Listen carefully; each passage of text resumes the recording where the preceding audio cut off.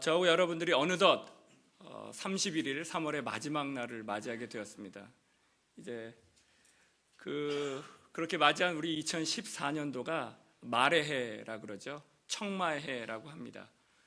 이 말은 우리 인간들이 타고 다니는 동물들 중에 가장 빠르게 달려서요. 또 말은 힘과 스피드 그리고 역동성을 상징하는 존재입니다. 올해 2014년을 갑오년이라 그러죠. 이 갑이라고 하는 글자는 푸른색을 뜻하고요. 오는 12간지 중에 말을 뜻합니다. 그래서 2014년이 청마의 해, 푸른 말의 해라고 그렇게 부르고 있죠. 청마, 갑오, 푸른 말 이런 모든 것들은 그다지 다 동양적인 해석일 것입니다. 그런데 거기에다가 다크호스라고 하는 영어 이름을 좀 붙여본다면 지극히 억지스러운 해석이 될까요? 원래 이 다크호스라는 말은 경마에서 온 경마 용어입니다. 영국을 비롯한 유럽에서 경마가 열리게 되면 자신의 우승 상금을 타기 위해서 배팅을 하는데 대부분들이 다 흰색 말이나 아니면 브라운 계통의 갈색 말들에게 했다고 합니다. 근데 실제로 경기가 열리고 보니까 종종 그 짙은 색의 말들이 우승을 차지하게 되는 경우가 발생을 하게 되었습니다. 그것도 처음에는 전혀 두각을 나타내지 못하다가 결승선이 다가올수록 놀라운 힘과 스피드로 앞서서 나가서 이제 우승을 거머쥐게 되는 경우가 나타나게 된 거죠. 그래서 그때부터 다크호스라고 하면 뛰어난 실력과 놀라운 가능성을 가진 존재로 받아들여지게 되었습니다. 오늘 이 자리에서 공부하고 또 미래를 준비하고 계신 우리 학우 여러분들 다 다크호스 같은 존재가 되기를 소망합니다. 올해 2014년도가 이제 4월 달이 내일부터 시작이 될 텐데 시간이 지나가면 지나갈수록 여러분들의 놀라운 잠재된 가능성과 또 잠재력들이 폭발적으로 일어나서 사역이면 사역, 학업이면 학업, 생활이면 생활 모든 부분에 있어서 아름다운 열매들을 맺으시는 한 분 한 분들이 되기를 간절히 소망합니다. 그러나 우리들이 살아가는 이 사회 또 우리 사역 현장은 그다지 그렇게 녹록하지 못합니다. 올해도 역시 우리를 가장 관심 있게 만드는 것은 지난 2007년도부터 시작된 이 온 미국 땅과 전 세계를 뒤덮고 있는 불경기가 불황이 얼마만큼 회복되느냐에 달려 있을 겁니다. 미세한 수준의 회복이 예상된다고 많은 사람들이 예측하는 가운데 있지만 여전히 그 모든 경제 호황을 이끌어야 할 각종 경제 지표들은 그린라이트로 켜지는 것을 상당히 두려워하는 가운데 있습니다. 그것뿐만 아니라 위축된 소비 심리는 서민들의 지갑을 꽁꽁 묶어두고 있죠. 뿐만 아니라 지난주에 우리를 공포 가운데 떨게 했던 지진과 같은 자연재해와 또 각종 범죄 사건들 역시 사회의 불안 요소일 것입니다. 자, 그러면 이런 상황 속에서 우리가 어떻게 공부하고 어떻게 신앙생활하고 또 어떻게 우리의 사역을 펼쳐가야 될까요? 그냥 그렇게 주눅 들어서 좌절과 절망 가운데 있어야 할까요? It's time to go back to the word. 하나님의 말씀으로 돌아가야 할 때입니다. 자, 오늘 아까 제가 언급하였던 그런 각종 사회 불안 요소들을 한 번에 해소시킬 만한 그런 굿 뉴스가 오늘 본문에 등장합니다. 오늘 본문의 18절 말씀 한번 보실까요? 어떤 말씀인지 같이 한번 우리가 읽어보도록 하겠습니다. 시작. 너희는 이전 일을 기억하지 말며 옛적 일을 생각하지 말라. 사실 이 구절은 역설의 메시지입니다. 과거에 머물러 있지 말자 그것만을 얘기하는 것이 아니라 과거 가운데도 하나님께서 주신 놀라운 축복들이 많이 있었는데 거기에만 머물러 있거나 그것만 기억하지 말고 이제 앞으로 우리에게 주실 놀라운 축복과 은혜들을 더 기대하고 바라보고 나아가자라고 하는 것이죠. 그게 바로 오늘 주시는 우리들에게 놀라운 도전이 아닐 수 없는 것입니다. 친애하는 학우 여러분, 2014년에 여러분 무엇을 기대하고 계십니까? 나름대로 다 뉴 이어 레졸루션을 가지고 계실 텐데 벌써 3달이 지나갔습니다. 아직도 여러분들의 마음 가운데 그런 플레이밍 하트, 뜨거운 마음으로 불타오르는 마음으로 그 도전과 비전을 가지고 나아가십니까? 아니면 언제 그랬는지 벌써 싸늘하게 식어버리고 벌써 회색빛째로 어떻게 되겠지 하는 그런 열등 같은 마음으로 이 하루하루를 소중한 시간들을 지나고 계시지는 않습니까? 오늘 제가 여러분들에게 도전합니다. 하나님께서 우리들의 2014년도를 내 인생 최고의 한 해로 만들어주기를 우리가 그렇게 기도해야 되지 않겠습니까? 기도할 때마다, 머리를 숙일 때마다, 무릎을 꿇을 때마다 하나님, 올해 2014년 내 인생 최고의 한 해가 될 수 있도록 도와주시옵소서라고 기도하시는 여러분들 되시기를 간절히 축원합니다. 자, 그러면 우리에게 무슨 능력이 있어서 우리 인생을 어떻게 내 인생 최고의 한 해로 만들겠습니까? 우리의 인생의 주인은 하나님이십니다. 근데 오늘 본문의 15절 말씀해 보니까 하나님께서 우리의 인생을 그렇게 하실 수 있는 분이라고 본인을 선포하는 가운데 있습니다. 15절에 이렇게 기록하죠. 제가 읽습니다. 나는 여호와 너희의 거룩한 자요 이스라엘의 창조자요 너희의 왕이니라. The Lord, Holy One, Creator and King. 우리의 여호와 왕이시고 창조자이시고 거룩한 이시고 왕이신 하나님께서 우리의 인생을 최고의 한 해로 왜 못 바꾸시겠습니까?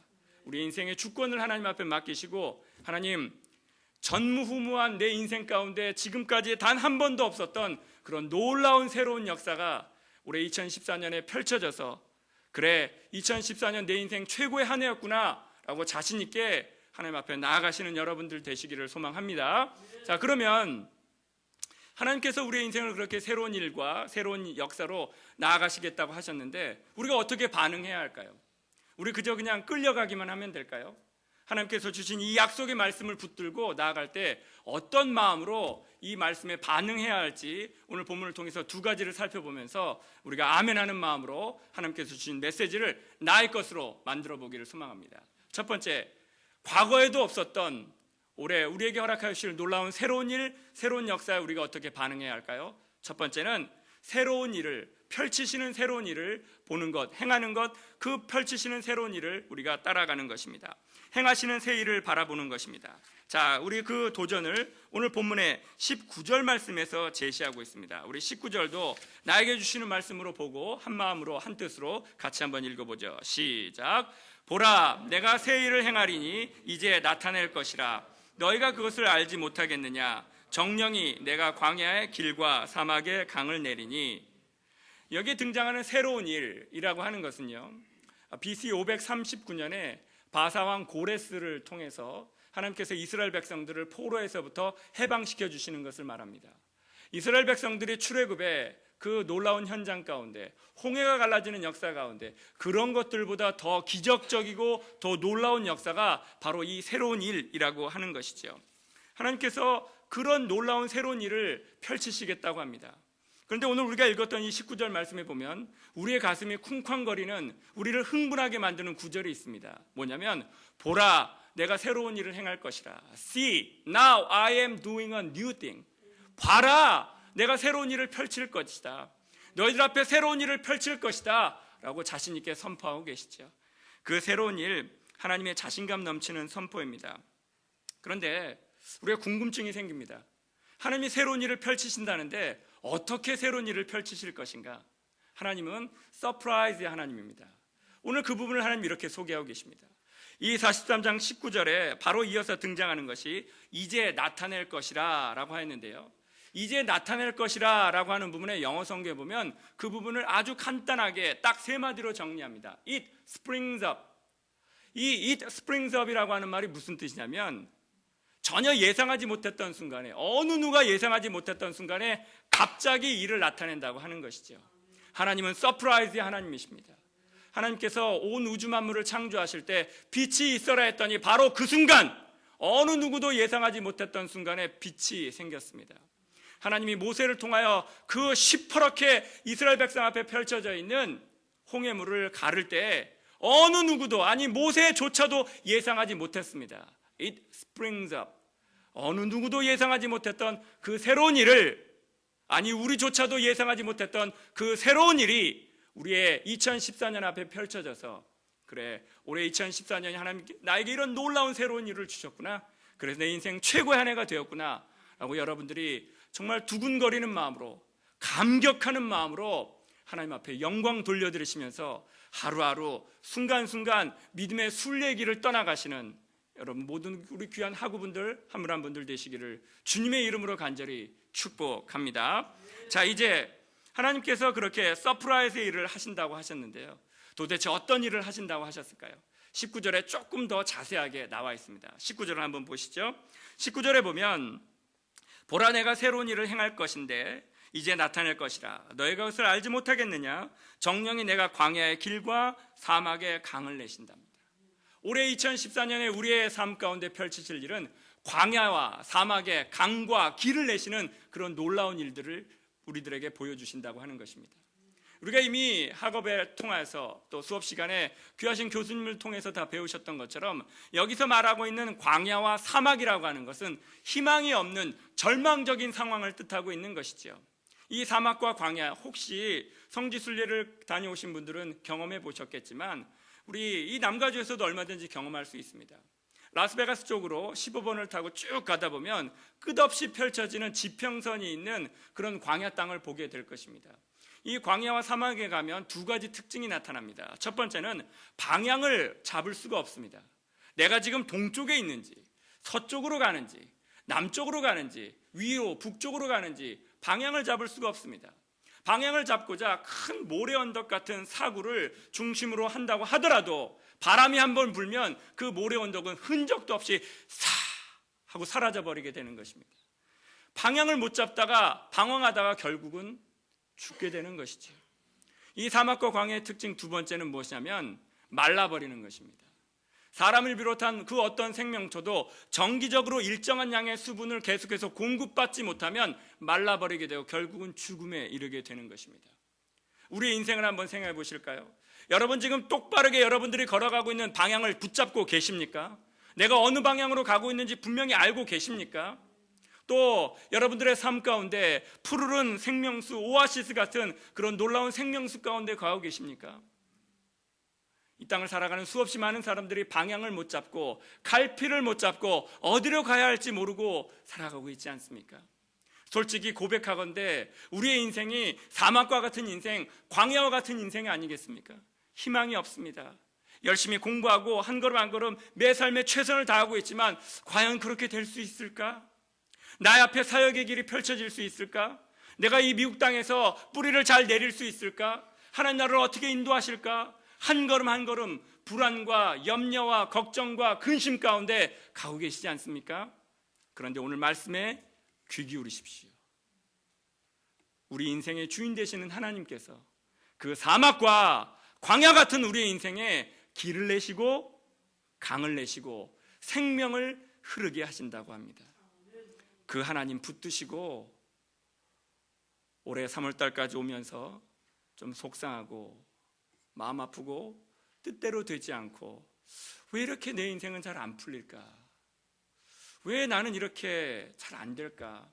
하시는 분이 계셨다면 그런 우리의 인생에 강을 내시고 길을 내시고 생명을 공급하신 하나님을 든든하게 붙드시고 그분의 인도하심 따라 구름기둥과 불기둥으로 인도하시고 아침에는 빵으로 저녁에는 메추라기 고기로 또 만나로 먹이시는 그 하나님의 한 걸음 한 걸음 따라 나아가시는 우리가 되어야 되지 않겠습니까? 그런 우리의 인생의 하나님은 새로운 일을 나타내실 것입니다. 19세기 중엽에 뉴저지를 중심으로 한 미국 동부에 토마스 브람웰 웰치라고 하는 훌륭한 기독교 가문의 사자 아이리시 계통의 한 청년이 있었습니다. 이 청년의 가문이 기독교 좋은 가문이어서 치과에서 한 아버지 밑에 유복하게 자라면서 그의 마음 가운데 동아프리카라고 하는 그 아프리카 지역에 선교사로 가고자 하는 마음이 있었습니다. 결혼을 하고 난 다음에 이제 선교사로 가기 위한 본격적인 준비를 했습니다. 이제 1차 시험을 치르고 난 다음에 심층 면접을 하는데 그가 불합격 통보를 받았습니다. 이유는 기후 적응 불가입니다. 아프리카 같은 그 열사 나라의 그 뜨거운 날씨를 적응할 수 없는 것이죠. 그 젊은 형제가 실망하였습니다. 그리고 하나님 앞에 나갈 때마다 원망하였습니다. 하나님, 나 좋다고 나 잘되자고 하는 삶이 아니라 하나님의 영광을 위해서 내가 가지고 있는 기득권 모든 것들을 다 포기하고 저 열사의 땅 아프리카에 가서 복음을 전하겠다고 하는데 왜 길을 막으십니까? 나 어떻게 하면 좋겠습니까? 어린 시절부터 복음을 받아들이고 예수님을 나의 구원자로 받아들이고 그때부터 선교사로 나가고자 준비하면서 여기까지 왔는데 이제 나가려고 하는데 막으시면 나는 어떻게 합니까? 하나님 앞에 원망하였습니다. 그런데 그가 그 원망의 마음을 갖고 하나님 앞에 기도하는 순간 신비하게도 하나님의 음성을 듣게 되었습니다.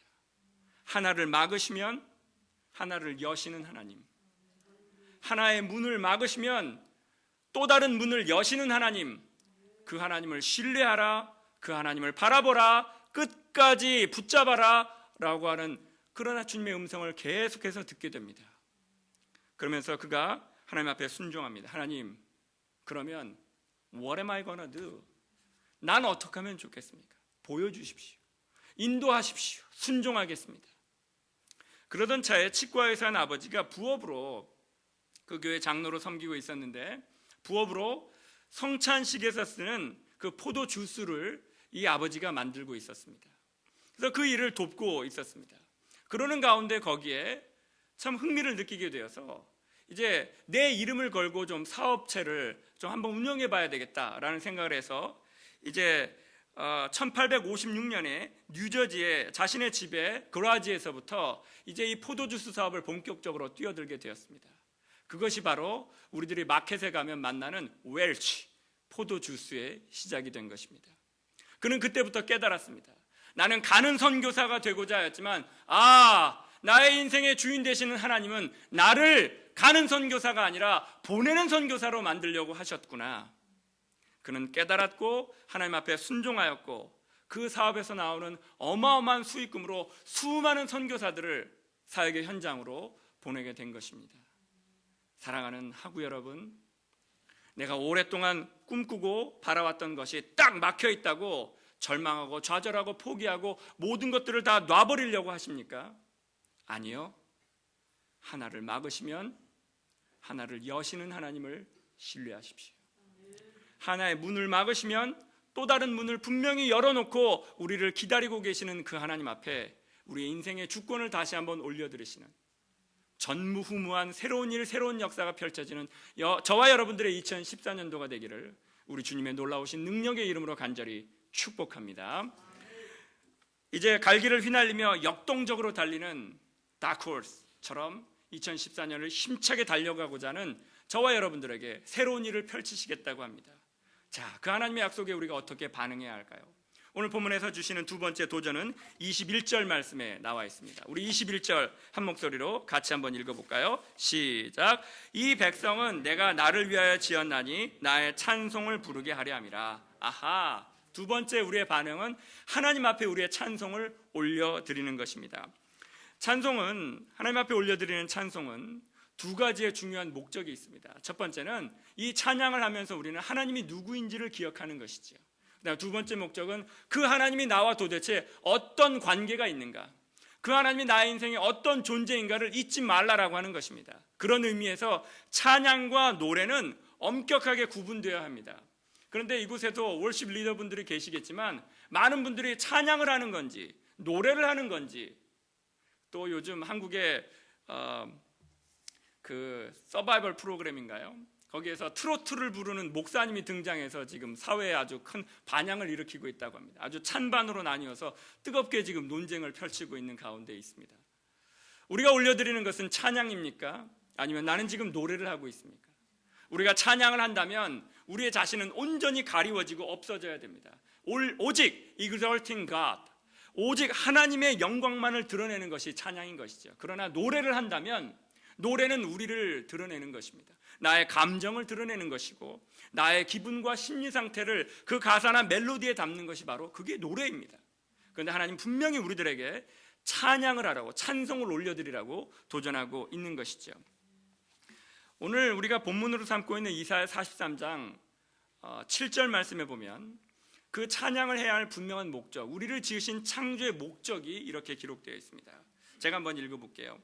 무릇 내 이름으로 일컫는 자, 곧 내가 내 영광을 위하여 창조한 자를 오게 하라. 그들을 내가 지었고 만들었느니라. 우리는 찬양을 통하여 우리를 지으시고 만드신 하나님의 영화로운 이름을 드러내야 되는 것입니다. 그게 바로 우리의 삶의 목적, 짧게 한 가지로 압축하자면 솔리데오 글로리아, 오직 하나님께 영광을, 하나님께 영광 돌려드리는 삶이 바로 우리가 2014년도에 살아가야 할 우리 인생의 모습인 것입니다. 그런데 이 부분을 생각하시면서, 말씀을 들으시면서, 맞아, 나도 올해는 정말 하나님의 영광을 위해 살아야 되겠다 결심하셨을 겁니다. 결단이 되실 겁니다. 그런데 우리가 어떻게 하나님의 영광을 위해서 살아야 될까요? 조금 더 실제적으로 한번 접근을 해볼까요? 사도 바울은 이 부분을 에베소 교인들에게 보낸 편지 에베소서 1장 5절과 6절에서 이렇게 소개하고 있습니다. 자, 나에게 주시는 말씀으로 생각하고요, 우리 1장 5절과 6절 한 목소리로 읽어봅니다. 시작. 그 기쁘신 뜻대로 우리를 예정하사 예수 그리스도로 말미암아 자기 아들들이 되게 하셨으니 이는 그의 사랑하시는 자 안에서 우리에게 거저 주시는 바 그의 은혜의 영광을 찬미하게 하려는 것이라. 하나님께 영광 돌려드리는 삶은 그의 은혜의 영광을 찬미하는 것입니다. Praise of glorious grace, 영광스러운 은혜를 찬양하는 것, 이게 바로 하나님께 영광 돌려드리면서 사는 것이죠. 오늘 저와 여러분들은요, 아니 우리 2014년 살면서 하나님께서 주시는 수없이 놀라운 은혜 가운데 살아가게 될 겁니다. 그 은혜 때문에 넘어졌어도 다시 일어날 것이고요, 그 은혜 때문에 실망되는 일이 있어도 손 털고 바지 한번 털고 다시 일어나서 우리가 걸어가야 할 믿음의 순례길을 걸어갈 것입니다. Praise of glorious grace, 그 영광스러운 은혜를 찬양하라고 합니다. 우리에게 베풀어 주실 수많은 영광스러운 은혜들을 기대하시고 그 은혜를 하나님 앞에 찬양으로 고백하시면서 살아가야 되지 않겠습니까? 그게 바로 하나님께서 우리에게 주시는 도전입니다. 자, 이제 우리 앞만 보고 달려갈 겁니다. 그 영광스러운 은혜를 찬양할 겁니다. 그런 우리들에게 작자를 알 수 없는 히브리서 12장 1절 말씀에서 우리에게 이렇게 도전합니다. 이러므로 우리에게 구름같이 둘러싼 허다한 증인들이 있으니 모든 무거운 것과 얽매이기 쉬운 죄를 벗어버리고 인내로써 우리 앞에 당한 경주를 경주하며. 여러분, 공부하는 거 만만치 않으시죠? 히브리 이게 무슨 꼬부랑 글씨 같은 거 이렇게 공부하기도 힘들고, 그리고는 계속 매주마다 아마 여러분들도 하시는 것처럼 그렇게 단어 시험 보고 그러실 텐데, 파싱하는 건 또 왜 이렇게 어렵습니까? 만만치 않을 겁니다. 사역은 또 쉽습니까? 또 파트타임 일하는 것은 또 만만합니까? 결혼하신 분들이면 집에 가서 또 가정을 돌보는 일은 또 쉽습니까? 무엇 하나 쉬운 것이 없습니다. 사방팔방으로 꽉 막혀있는 듯한 삶이 우리의 인생길일지도 모르겠습니다. 그런데 바로 그 가운데, 세밀함 가운데, 우리에게 아주 디테일한 가운데 우리에게 베풀어 주시는 하나님의 그 은혜, 그 영광스러운 은혜를 찬양하면서 살아가라고 우리에게 도전하고 계십니다. 우리 한국에 귀한 선교사님들이 많이 계셨죠. 그런데 이 미국에서 장장 1대뿐만 아니라 maybe 그 아들까지 2대 정도는 우리가 make sense 됩니다. 그러나 3대를 거쳐서 4대에 걸쳐 한국과 인연을 맺은 선교사 가문이 있습니다.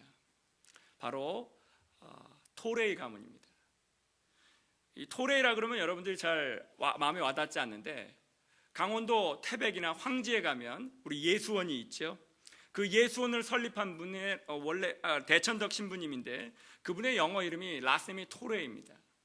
근데 그 토레이, 그분이 바로 3세이시고요. 지금은 이제 4세가 되시는 분이 그 사역을 계속 이어서 하시는데, 오늘 제가 말씀드리고자 하는 것은 바로 제2대 토레인 그 대천덕 신부님의 아버지 루벤 토레이에 대한 이야기입니다. 그 루벤 토레이의 아버지 되시는 1대 토레이는 우리가 미국 부흥이 이 LA에 있었던 아주사 부흥에서도 또 아주 중요한 역할을 하고요. 또 저도 졸업한 바이올라 대학교의 창시자 중에 한 분이기도 합니다. 그런데 그 루벤 토레이가 원래는 아버지의 뜻을 이어서 또 본인도 희망했던 것처럼 중국 선교사였습니다. 30년 동안 중국 선교사역을 하였는데 1945년도에 이제 중국 한국도 마찬가지지만 해방을 앞두고 큰 교통사고를 당했습니다. 어느 정도 교통사고를 당했냐면 트럭에 치였기 때문에 이제 중국에선 도저히 치료할 수 없어서 응급처치를 하고 난 다음에 미국으로 바로 후송이 됐습니다. 근데 그가 오랜 그 마취에서 깨고 보니까 자기의 가장 유용했던 오른쪽 팔이 어깨 위로 다 절단이 된 상태였습니다. 그는 아주 절망한 가운데 하나님 앞에 기도합니다. 하나님, 제가 오른팔잡이인데 오른팔을 못 쓰고 다시 중국으로 돌아간들 무슨 사역을 할 수 있겠습니까? 어떻게 할까요, 하나님? 하나님 앞에 간절히 기도합니다. 하나님께서 그에게 여러 경로를 통하여 한국으로 가라는 도전을 주십니다. 그리고 짐을 싸들고 그는 중국으로 가지 않고 한국으로 들어갑니다. 그때가 바로 1952년도입니다. 그때는 우리가 잘 알고 있는 것처럼 전쟁이 한창 진행 중이었죠. 부산에 터를 잡고 하나님, 내가 이 한국이라는 땅, 정말 생면부지의 이 땅에 뭘 하면 좋겠습니까? 어떤 강력한 인도하심과 이끌림에 의해서 부산 광복동 시장으로 나가게 됐습니다.